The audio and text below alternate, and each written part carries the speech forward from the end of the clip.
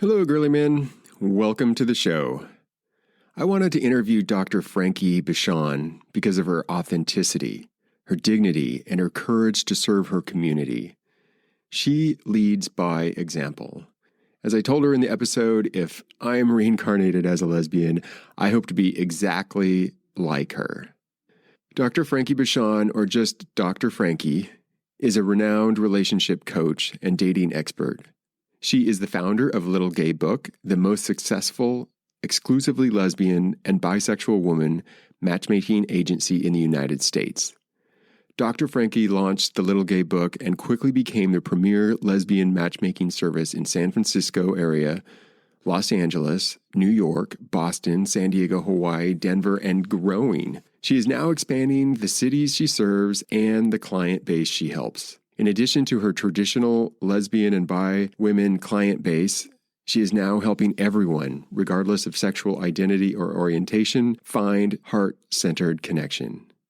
She is an optimist who feels that everyone deserves to love and be loved. Now, with 2 decades of experience in therapy and matchmaking, she appears as the resident expert on MTV's Are You the One?, the first reality dating series with a completely sexually fluid cast. Find Dr. Frankie on Instagram at Dr. Frankie Bashan, Facebook at Frankie Bashan or at Little Gay Book, on YouTube at Little Gay Book, or her website, just simply drfrankie.com. That's drfrankie.com, and you can find all of that in our show notes.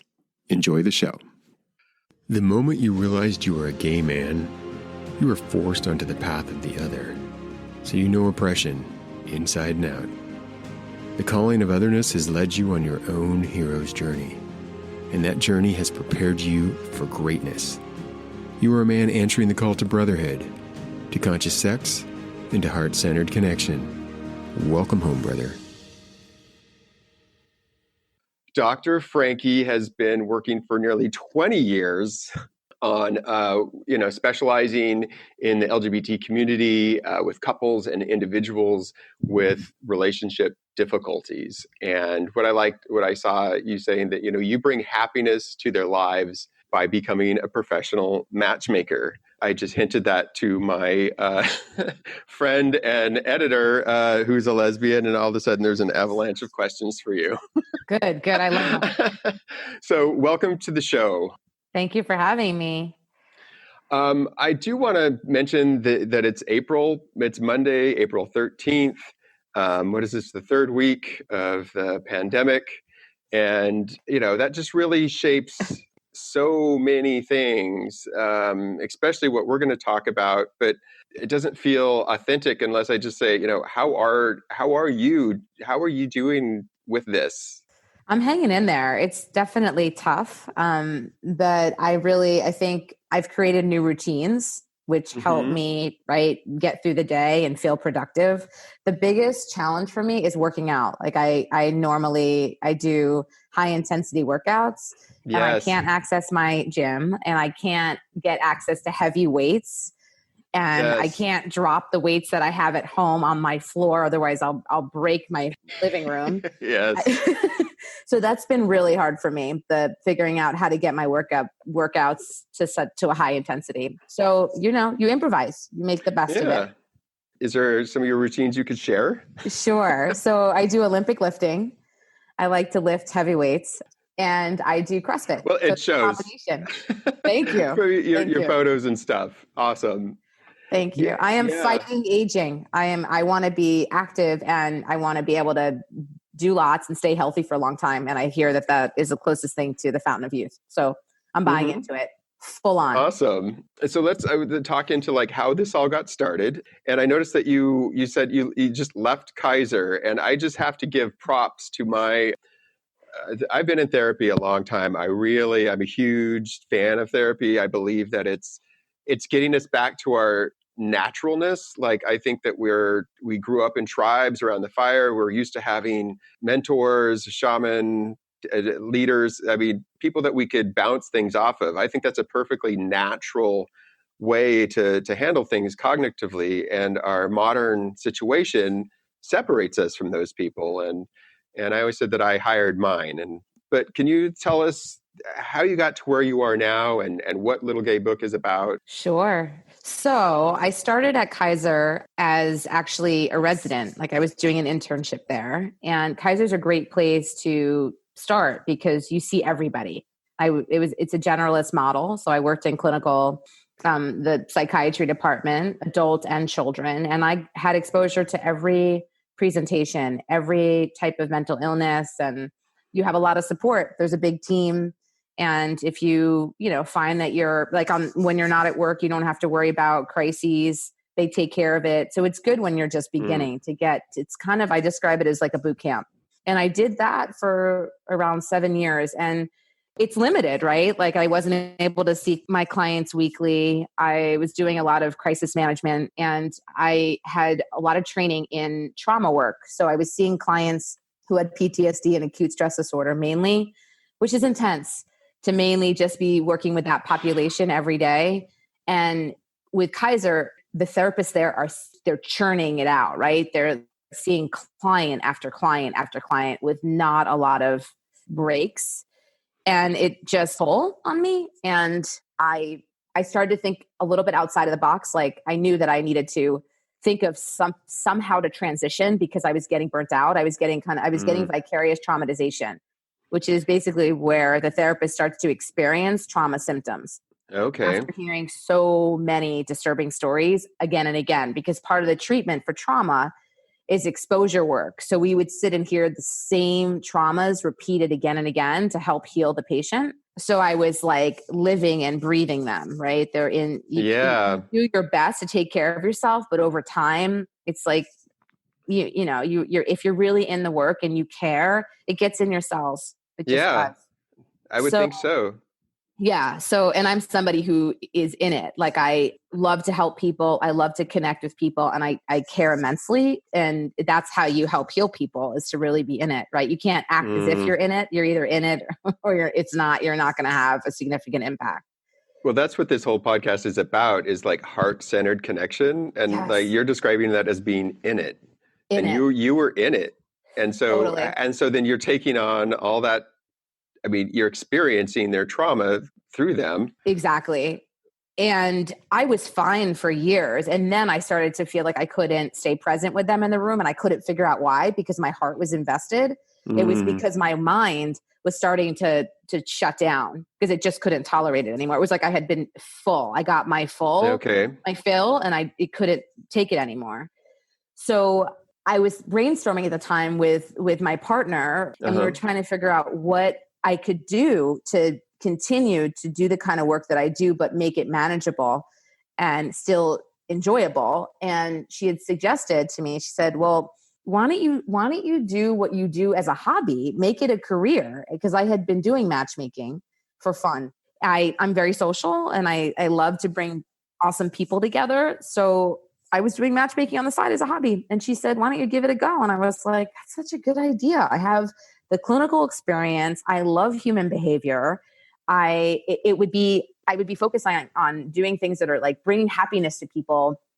There's less therapy can be pretty long term. So it like would be something that would happen sooner. So it didn't have to be so prolonged. And I thought the community also needs it. Like we were having a really hard time meeting quality women. Were coming to my office telling me I'm having a hard time meeting quality women. And I'm like thinking to myself, I wish I could introduce you to my client that I just had 3 hours ago. Right? Yeah. So I gave it a go. I did it in 2009. Especially with that kind of empathy and intuition, that must have been just screaming in your head. Oh my God. Screaming. And it's totally unethical. I couldn't do it because of confidentiality.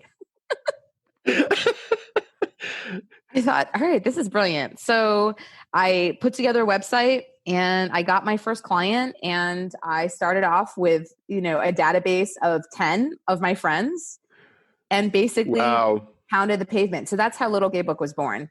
And it was really hard in the beginning, but it's when you believe in it, talk about like being invested. I believed in it, and I was fighting for it, and I fought for it for years. And then finally the community got on board, and they were like, I understand, Frankie, what your whole plan was and what your intention is, and we back you. What was that passion behind that? Why were you so motivated to do something, especially, I've listened to you tell your story on a couple other podcasts, and you said there might have even been a little pushback, and yet you still move forward. What was that spark inside of you? What needed to manifest? Yeah, I just, when you know something, I knew that I could help people in this way. I happen to be working primarily with lesbians and bisexual women because it was a niche, but Hmm. I can work with anybody in Yeah. this way. And it was a pull that I couldn't ignore.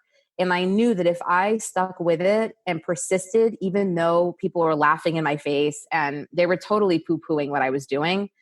And I think because there wasn't a frame of reference for it. We had dating apps and we had online dating sites, but there was nothing really out there about matchmaking. In the straight world, yes, or in the Jewish community, for sure, and in the Chinese culture, yes, but in our culture, not Yeah. really. So they didn't really know what to do with me, and they would just kind of laugh at me. And I felt like there was nothing that could convince me not to keep pushing forward. And I listened to my gut a lot, and I talk about it in a lot of interviews. Yeah.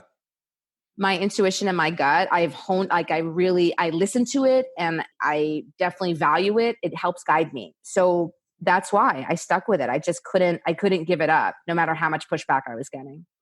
Can you talk about that connection to your intuition, your connection to your gut? Because especially with men, I think, well, society in general is trained to like just talk about your plastic feelings, your facade, as opposed to being really in touch with your gut. Can you sum that up Yes, in I a know couple it's hard. phrases? Because I think that's so important, especially for queer people who are kind of afraid of following their gut, because that can get them shamed or arrested or different. Yeah, and we don't trust ourselves. Like if things happen because of choices we've made that have injured us or harmed us in some way, then we start to really not listen to our gut. We don't trust it. We don't trust our intuition, or we question it. And for me, the way it's very abstract, so it's hard to articulate sometimes, but it's about getting really quiet and getting quiet kind of on a daily basis. I would say when I work out, there are points throughout my workout where I get really quiet Hmm. and I'm getting energized. There's lots of chemicals going through my body, adrenaline and endorphins, and I'm feeling really good. And at that time, I can stop. I sit down, I breathe, I deep breathe in between sets, and I just try to check in with myself. And it's a time for me to get quiet. So we got to get quiet. We're living in a really hectic, busy society, and our lifestyle it is not conducive to getting quiet unless you are intentional about it. And when you get quiet, you can hear your Yeah. internal voice giving you guidance, but you got to listen for it and you have to create space for it. Yeah. I don't think a lot of people have even articulated there's the physical, the working out, the making your muscles stronger and whatnot, but there's that mental, spiritual thing in there too. And that'll lead us to our intuition. And I just recorded, so it'll come out this Friday I'm starting a Being a Man series. The first one is Feel Your Feelings.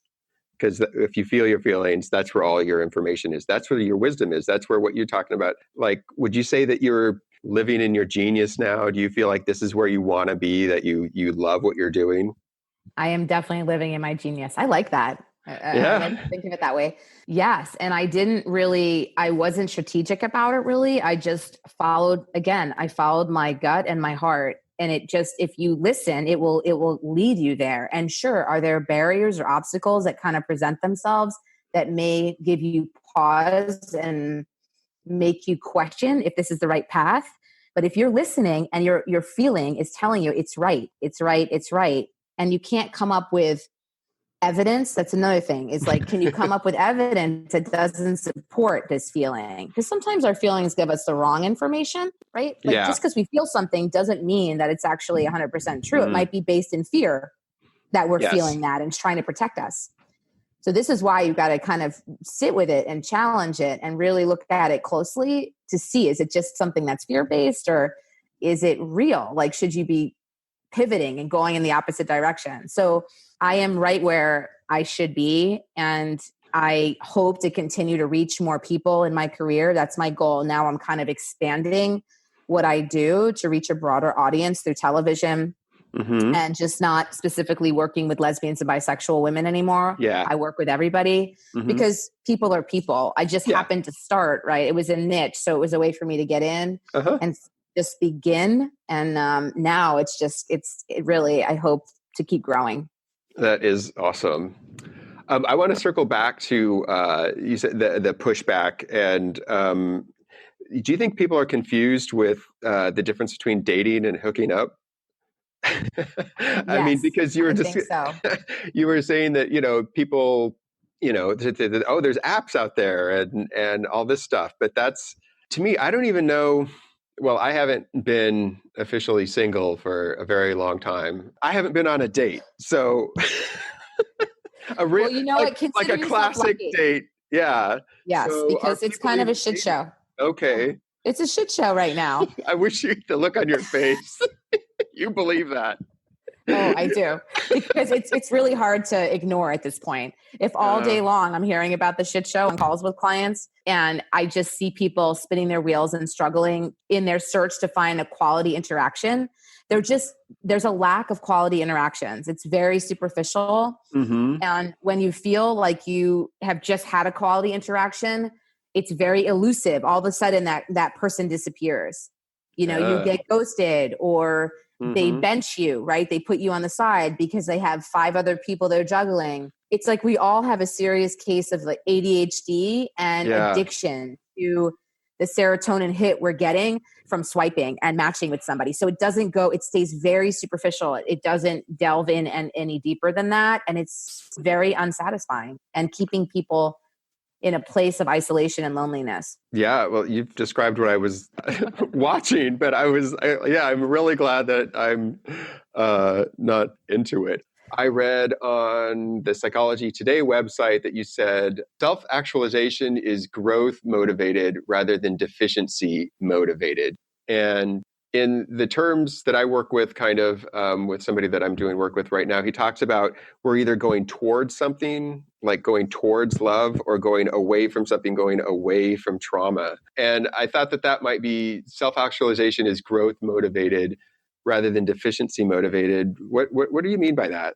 A lot of our life experience has to do with perception, right? And the lens that we look through, right? The way we view ourselves, the way that we view others in the world. And one easy way to kind of think about it is think about somebody who has experienced a traumatic incident in their life. They could either look at themselves as a survivor or a victim. Right? Yeah. If you're a survivor, you've overcome, and you're leaning into the positivity and the growth and self-actualization, like thinking about how that traumatic experience can either define them or it help to shape them, but they're taking that and they're making it into something positive, right? Like I'll use an example for me. So I had a pretty difficult childhood, which I'm open about. I talk about it. My mom had bipolar disorder and really struggled. And she was also an alcoholic, although in her later years, she managed to maintain sobriety for a significant amount of time, which I know how hard that was for her. So it's just, so I want to just mention that. But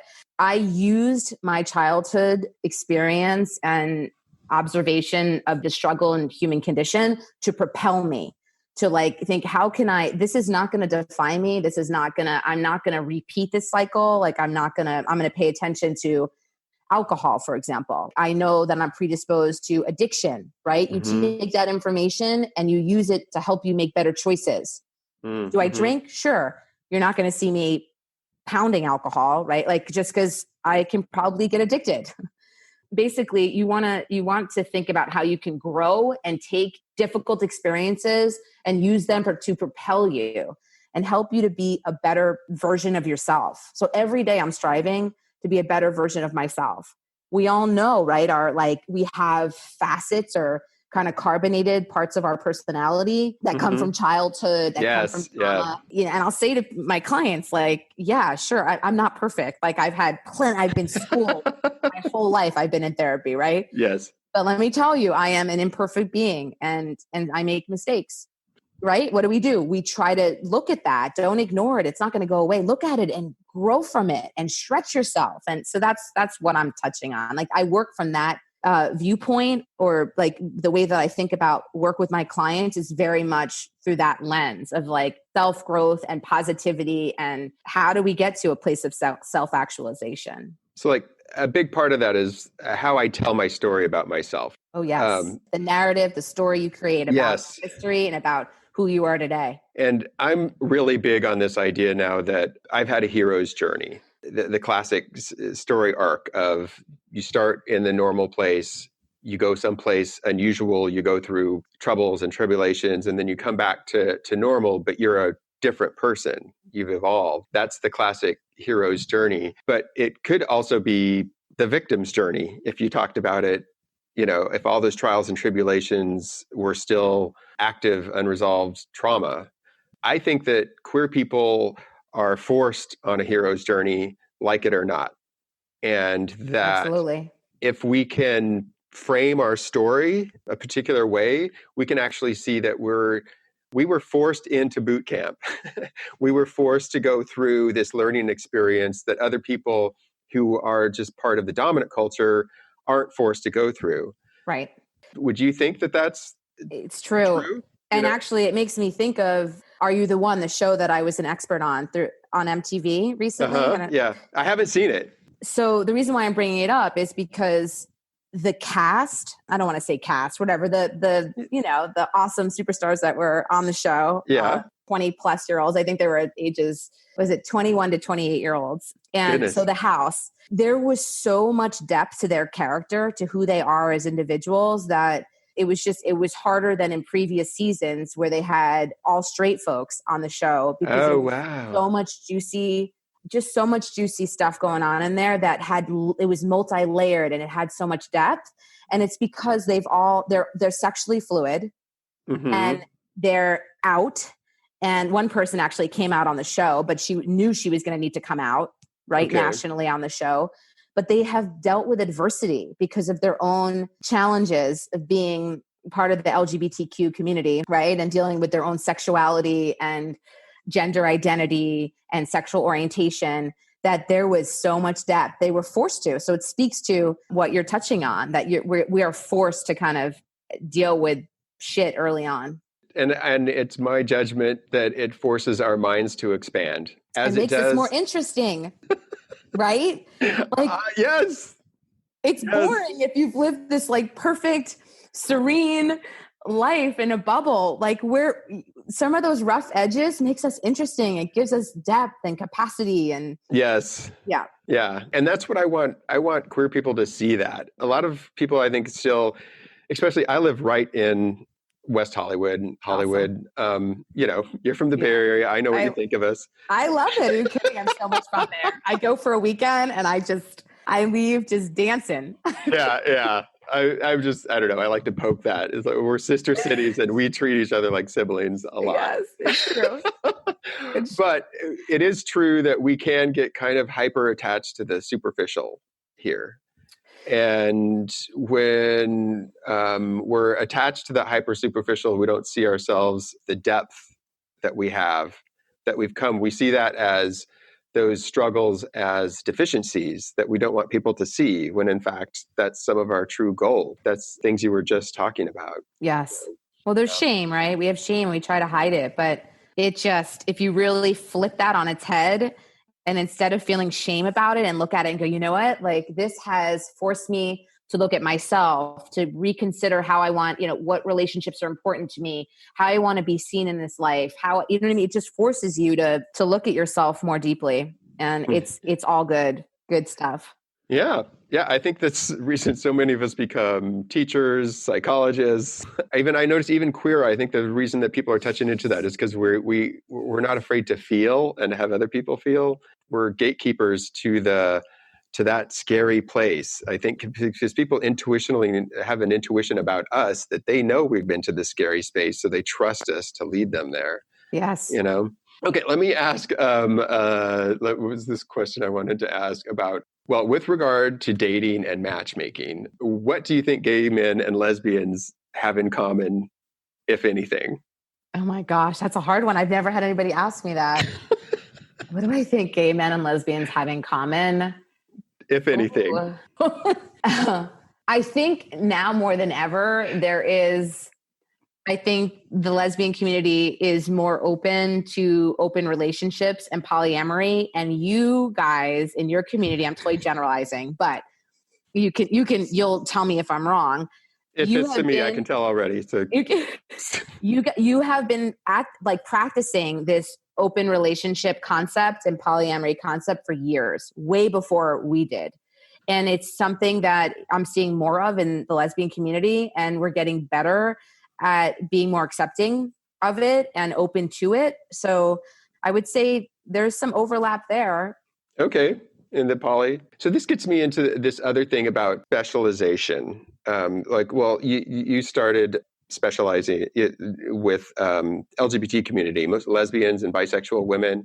It seems weird to compare this, but I was an active person in the fetish leather community here, and there's the LA Leather Coalition, which has everybody meets once a month. And every time the men had a party that was just for men, we would have women really push back. Oh, why are you having we're all into kink and whatever. And my point with that, especially, is that a special magic can happen when we're very specifically getting together and doing something.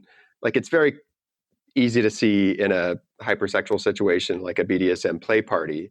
But I also think that specialized places are also really important for building people's safety and self-esteem and well-being and strength when it comes to support groups. Like, I've been HIV positive since 1987. And it wasn't until like 5 years ago, 2008, 2009, before people ever thought about having, we had HIV positive discussion groups, but we didn't have HIV negative discussion groups. Mm-hmm. And once we had those, I was dating guys like that.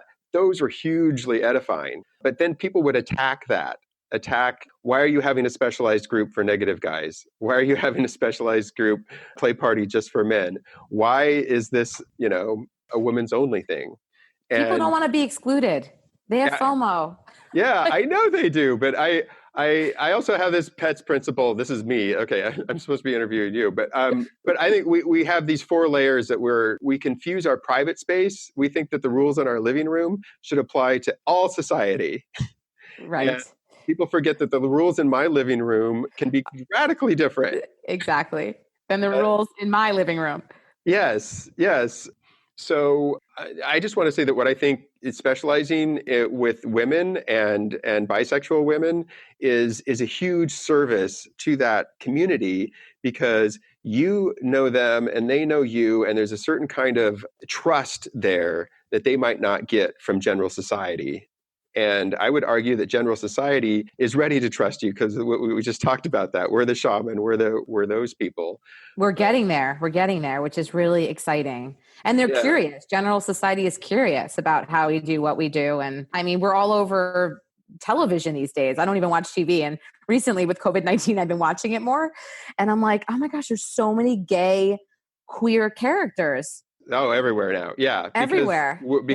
Because we are everywhere. But I just want to see, I know that it's difficult in a business model to stay in your niche, but can you talk about what are the positive things of serving a very specific community, and explain why that's not hurting the rest of the community, because you're providing a service that never existed before.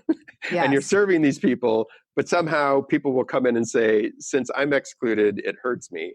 Yes. And it's happening now more than actually ever before, because I'm getting now with how inclusive we're becoming in terms of, and the gender fluidity and all of that. There are people that are feeling excluded from my events because they're events for women. But anyway, that's a whole other thing. So I'm dealing with that at the next level, which Little Gay Book is trying to work through that and not offend people and help people feel safe and comfortable. But what it did when I started in 2009 is that it basically, I initially just focused on lesbians, because that was the community that I was in and I had the most access to. And I'd already built up trust in that community because I was pretty involved in many ways in advocacy around that community. But I realized that bisexuals they were excluded, and they didn't have a place. They weren't feeling welcome amongst lesbians. They weren't feeling welcome necessarily amongst heterosexuals because they kept getting fetishized. Mm-hmm. And I thought, you know what, this is going to be disruptive to our community, but necessary to give them we need to start being inclusive and supporting one another and creating a safe space amongst queer women in general. So I feel like women in general in the queer community have always been really, once I got pretty established and they understood my mission and my purpose, showing me so much gratitude and appreciation because they feel seen, they feel accepted, they feel it's a safe space. Mm-hmm.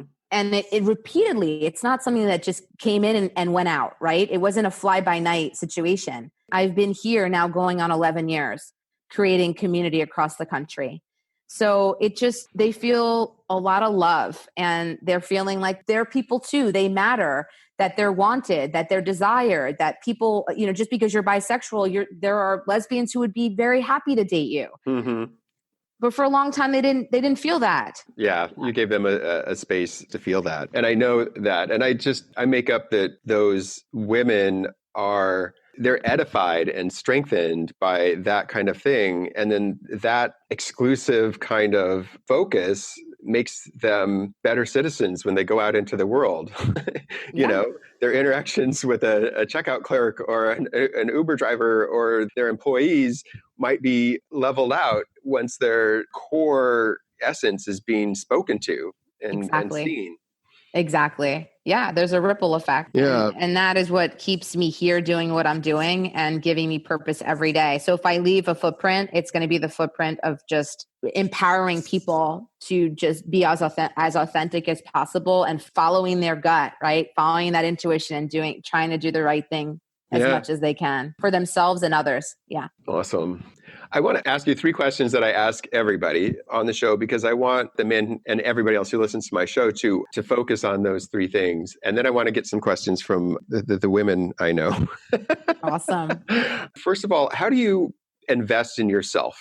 How do you invest in your own well-being, your own dignity? I would say that I try on a daily basis to, one, figure out how I can continue to grow and stretch myself. So I engage in things that make me uncomfortable, that I know are good for my well-being or for people as a whole. I'm infusing positivity. So however I can, we all have that negative space we can get into. I'm very hyper aware of that space.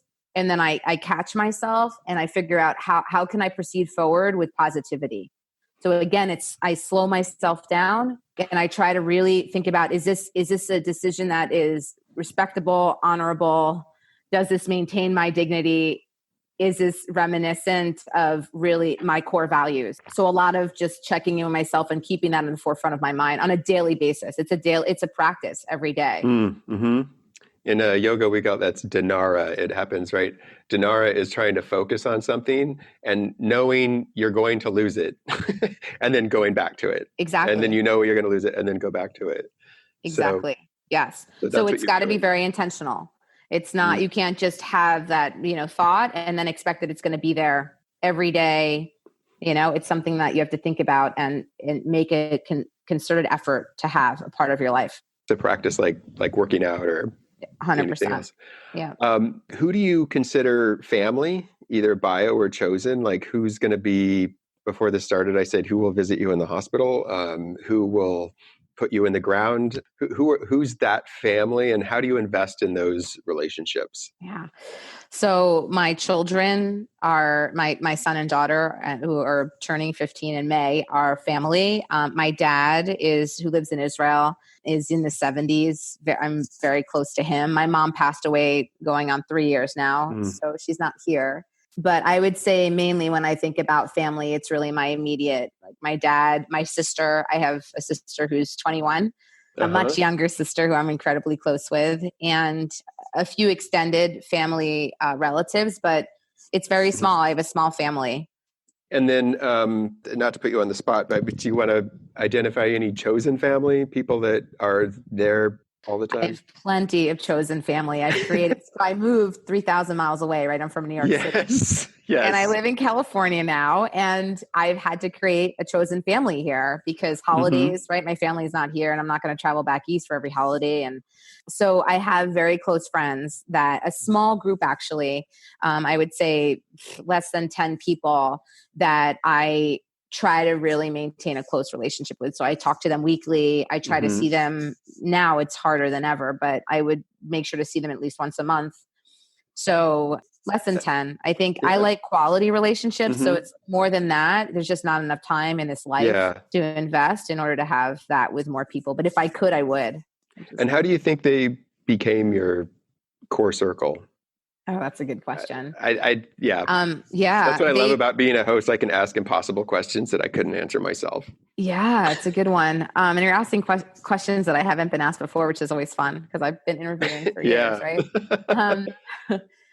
So people that can be honest, even if it's hard for them, and even if it's something they feel might hurt me, but they're willing to invest in our relationship enough to be honest, even when it's hard. People who are authentic aren't afraid to show their vulnerability, like to show those carbon spots I was talking about and know that like I'm still going to love them and be there. They don't have to be perfect all the time. And then people who I can laugh with. So everybody I'm really close with can just laugh at themselves and laugh at life and try to maintain positivity more often than not. Those are the people that I have in my little foxhole. That sounds like a great recipe. It really does. Thank you. It's working so far, I think. And they find me in the ass, but they love me nonetheless. Well, that's part of it, right? That's part of the dance. When you have that kind of set of criteria, you're going to, there's going to be some pain. There's going to be some pain. At other places. But it makes it interesting, right? And real. Because what's the human condition all about? It's about suffering, right? Yeah. So we kind of suffer together. And we're that's what the Buddha says. Yeah, life that's is what suffering. I believe. Yeah. So let's close it out with some very lesbian stuff, if you don't. Perfect. I feel like my last job, I worked at West Hollywood City Hall. So I was able, my supervisor and my manager and my director were all lesbian. And we worked special events. So we would like stand around at events for 13 hours at a time. And we got to know each other. I got lots of estrogen. Well, yeah, and I got to see the pluses of managing as women and stuff. I never nobody ever shished my feelings. Good. And whatnot. So for all of them, I'm interested in your wing woman service. What is that still happening? Is that no? Which I have bad news about right now. Oh no! Yeah, okay. It's not. It never quite fully got off the ground, and I think it was because I have so many ideas, and I'm an entrepreneur, right? Yeah. I'm definitely a psychologist and a matchmaker, but there's a big part of me that's also an entrepreneur, and I have, like many entrepreneurs, a lot of ideas. So that was one that came from a lot of like women were asking about a service like that. So a lot of what I do actually is coming from women expressing the need for something, and I try to manifest it. So I didn't put in enough time, and I will resurrect it at some point. Right now I have too much going on in other areas for the company that I can't do it, but it's just, the concept is brilliant, right? Like a lot of us are single and we have friends that are partnered already that don't have a lot of free time or interest to go to singles events with us. And it's really hard to break in to an event on your own and make conversation with people solo. It's hard for most of us. And then especially for those of us who are introverted, it's incredibly hard. So I basically, it's like renting, it's renting a person who has great social skills and who's fun to go out to events with you for 3-4 hours and to help you mix and mingle and meet people. That is awesome. And there were plenty of women that wanted to do it. I thought I would have trouble finding wing women. Oh. And no, they were like emailing me, please add me to the list. I was just thinking my former colleagues would be like, oh, sure, that they would totally do that. Absolutely. They were all in relationships, but two of them were married and one was in. But it's perfect for somebody who's married. You get to be out, like you get to see all this stuff that's happening in the single life that that you don't have to deal with anymore. And I also think that I don't know if that would work with men. I don't think it would. I think why? Because men are just so well, I don't know. It depends. It would have to be a very formalized, okay, guys, this is not about hooking up. This is about dating. And we'd have to have a whole like sit down educational process. It's like there's an hour didactic required. Yes. To understand what we're doing. It's not about sticking it in. It's more than that. Yeah. You want to like feel this. We want to feel this. Yeah. You can say that. I can't. Oh, I know. That's why I'm saying it. I would not dare. But yes. Oh, okay. I agree. Yeah. You don't. Yeah. Just don't disagree. That's all. So could I ask you some questions from my from Lesley? Lesley asks, who is the most difficult kind of lesbian to match? I would say somebody who's very, very pretty rigid. Somebody who's rigid, who has a huge laundry list of must-haves and deal breakers, because no one's good enough for them. Yeah. So somebody who has unrealistic expectations and is pretty rigid. The more flexible and fluid we can be, and the more we can recognize that we're all imperfect, the greater chance you'll have to finding somebody and being in a relationship. I'm just laughing because that's what a lot of hookup apps and stuff look like, and all these lists. Yeah, that's ridiculous. It's like it keeps you single. It guarantees your singlehood. So make sure to have, the longer the list is, the longer you're going to be single. I love that. That's like my dad, Bill Gurley, says stuff like that. You can either have a list or you can have a relationship. Exactly. And as long as you know that, just know that and you're fine. Yeah, that's awesome. Okay, next question. What aspects of a match make them successful in the long run? What's the magic bullet, I guess? Communication, patience, and commitment. If you are you're committed to that relationship, you're willing to do the work on that relationship, you're willing to communicate when things come up, right? And work through it, and recognizing that we're all works in progress, that's a recipe for success. Mm-hmm. One of my clients will say, I don't ever leave the court. Like right there, she's in it. Oh, yeah. Yeah. Always being open and curious. No matter what's happening. Yes. And committed to the process. It's what I hear a lot about is that people, when it gets difficult, they're out. They're ready to go back on the app and start swiping again because it's easier. Because, and that's the fantasy we've all been told. Yes. Who's that singer who says, I've been poisoned by these fairy tales?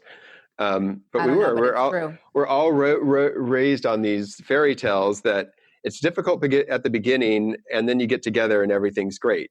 Exactly. When it's just the reverse of that. We can thank Disney for that. Thanks, Disney. Yeah, Disney's poisoned our minds. And this sounds like the same answer, but what do you need from your clients in order to make successful matches?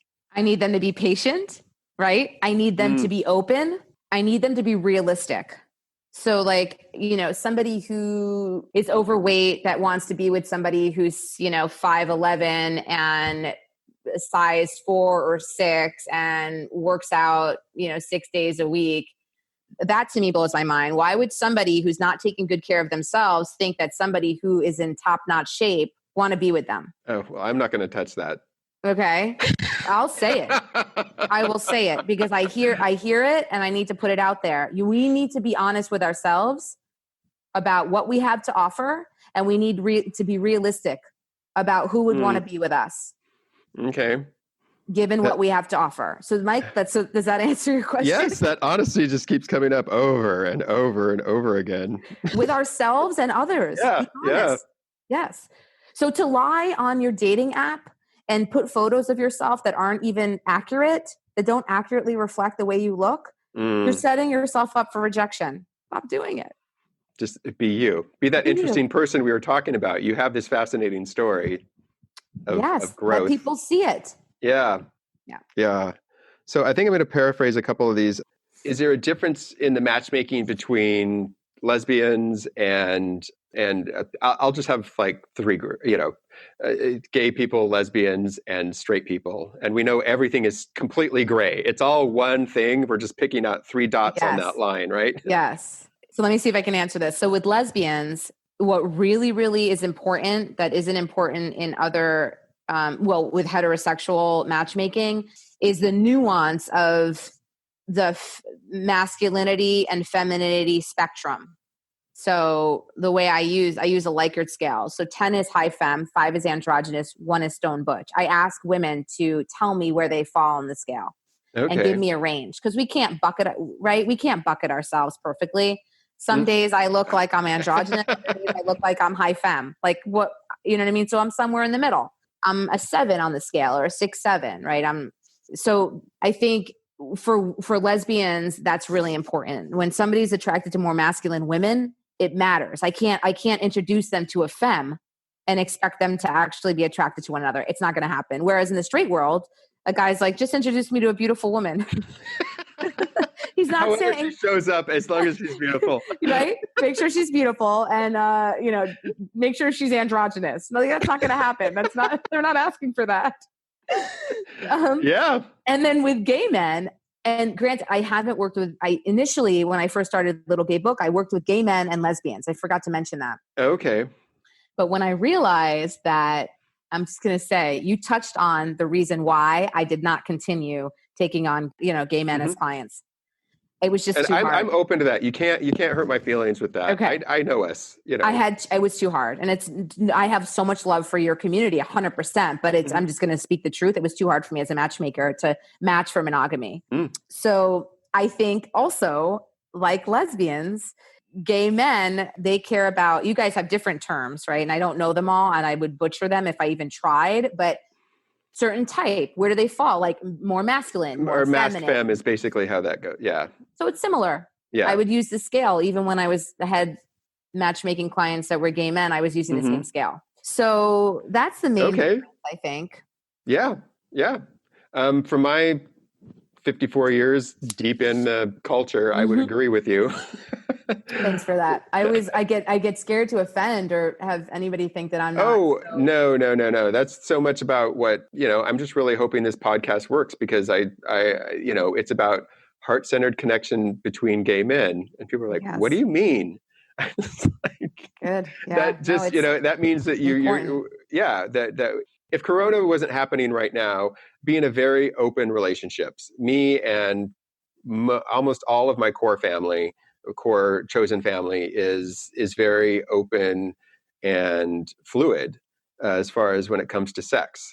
And I would teach naked yoga classes and whatnot. And everybody would agree that the hardest part of the class is I would have people come up and they would touch the person's heart with their hand and look into their eyes. Yeah, because it's so intimate. For a minute. And that was harder than anything else in the whole class. They could do anything sexually with that person. A lot easier than just look into their eyes and say, I see you. Yes. Yeah. And that's why I love what you're doing. And I agree with you. What I'm trying to say is that's the way we built. If we don't start with honesty, if we're not honest that, yes, I'm like triggered 90% of like why I want to hook up with you is physical. And then it's conscious. It takes practice, like you were saying, to like get down and what do I really want? What I really want is connection. Yes. What I really want is love. Yes. What I really want is support. We all want that. Yeah. But that's vulnerable. And especially men are taught, don't be vulnerable. Then you're not a man. You're not valuable. Yeah. And you're not strong. And it's a lot of undoing programming that we've had our whole lives. Yeah. Yeah. So you're going to help. Hopefully you're going to help lots of men. Well, you're going to help by just showing especially when it comes to queerness. I know that you're transitioning to like a broader thing, but it's honoring who we are and celebrating who we are as opposed to tolerating who we are. Yes. We need to stop tolerating who we are. We need to start celebrating who we are. I agree. I love that. Yeah. Yes, absolutely. And then we can live in our genius like you're Yes. doing. And you, by taking the risk of living in your genius, are so much more valuable to the world than Aw. seeing just one client at a time. And, Thank you, Mike. Thank you. It's a yeah. calling, right? It's pulling me further. Like I said, I just listen. I'm just getting pulled now to work with just people, not, exclusively Yeah. women. Yeah. So yeah. So I I've noticed appreciate that that. Thank too. you. Yeah. Yeah. You're welcome. You're welcome. And thank you for doing the work. Is there anything else that I didn't touch that, you would like to? One day when I do my podcast again, when I have time, I'm going to have you as a guest because there's so many things I wanted to ask you, but I didn't want to take over the interview. So just be ready. I'm coming for you. Awesome. I'm ready. I'm ready. I want you to know so just probably 10 minutes of doing research on you, I'm like, oh my God, if reincarnation is real, if I come back as a lesbian, I want to come back like Dr. Frankie. Oh my God. I'm Oh, totally you, except for like I'm a total gay man. I'm very, very gay and I very much identify with my gender. But I've I love so it. relate to you right down to the party, like my partner that I have now, we met at an event. You guys were talking about motorcycle fairings, which is Yes. funny, but we were both in government. And I don't know if you had the same repelling effect that we did on the rest of the party, but we were talking about what our thing was. Yes. Just like you guys are talking about your thing. And it sounds like Exactly. it really, really connected. It really connected. It's just that one thing that you can connect on is what can lead, right? It's what leads us to the next. Like I was Yeah. hooked at that point. I'm like, oh, she rides bikes and I'm wanting to get a bike right now. It was like an instant. And she has something to tell me about it. And she's so cute. Yeah. Yeah. Now, The well, hook. then I have like a kind of another personal question. Maybe you can help me with. Yeah. It's about I'm in a business relationship with my ex-husband. This studio Not is easy. in his condo where I used to live, and we decided what to do with this condo during our divorce. But we're still in a relationship because that's possible. Yeah. But you're also like you were raising kids with your Yes. partner, right? And Yes. do you have any advice on navigating these a relationship with your ex when you have an invested other? Ours we can get rid of. You can yours. You're going to have No. yours no matter what. But It's very, very hard, especially if you have different communication styles and if, people move on, right? They repartner. Like my ex is remarried, has a baby, but she has a new family. So there are more dynamics, right? More people to navigate. So what I would say is it's in my kid's best interest to maintain a good relationship with my ex. mhm. And while I don't always like the choices that she makes or the things that she does, I try to see it from her perspective as much as I can and know that there's not one way to deal with the situation. And my goal is to just be as caring and protective for create a very safe space for my kids to thrive. And it's not about my feelings and it's not about how I think things should be done. It's about what is going to keep my kids thriving. What's good for the kids? Exactly. You can bounce everything off of. Yeah. You have to suspend your bullshit. You just have to, right, suspend your stuff that you get caught up in, that you want things done a certain way, or you don't understand why they would choose to, you know what I mean? Like all that stuff it's like get quiet again and figure out how do I help support these two beings that I put on this earth that are my responsibility. And that's what matters. So that's how I do it. It's hard. It's very hard. It But sounds like you pull on your intuition again there. again, I'm telling you, it's with me. It's my best friend. That's amazing. Yeah. That's Yeah. amazing. I could talk to you forever. I want to thank you so much Thank for you. coming here and or zooming here. And I knew I would love meeting you, but you're so awesome. And I love the work that you're doing. I love who you're doing it with. I love how open and honest and authentic you are. You make me really proud to be part of the LGBT community. You're a perfect example of and you're being you, and you're blessing other people's ability to couple, which is hard. And even though that's like one of the hardest things to do right now, especially with all the technology and all the chaos and all the distractions. And you're doing it, and it must be a calling. It sounds really, really, really hard. Oh, Anyway. Mike, thank you for everything. And I'm honored to be here, to have met you. Next time I'm in WeHo, I'm gonna look you up and absolutely hang in there. Well, thank you. You hang in there too. You and your family and your 16-year-old fur baby. Exactly. We will. Okay. Yes, for sure. Take care. Okay. Bye-bye. Bye. And that, my friends, is Dr. Frankie Bashan. Dr. Frankie is a great example of tuning into her intuition to find out what living in her genius looks like and finding joy as a result. Remember, you can find Dr. Frankie on Instagram at Dr. Frankie Bashan, on Facebook at Frankie Bashan, and at Little Gay Book, on YouTube at Little Gay Book, or her website, just simply drfrankie.com. That's drfrankie.com, and you can find all of that in our show notes. Have an excellent day. Thanks for listening to the show, my friend. Now stay connected by subscribing to GerleMen podcast and sharing with your friends on iTunes, Spotify, Stitcher, or anywhere else podcasts can be found. Visit the webpage at GerleMen.com, sign up for the newsletter, and find more details about each episode. Let's make this a conversation, because I'd really like to hear from you. Join us on Facebook at GerleMen. Submit your questions, suggest topics, or just chat with your brothers. Want to add your own 2 cents? Use the voice memo feature on your smartphone. Ask a question or say anything. We just might play it on the podcast. Email the file to mike@gerlemen.com. Until next time.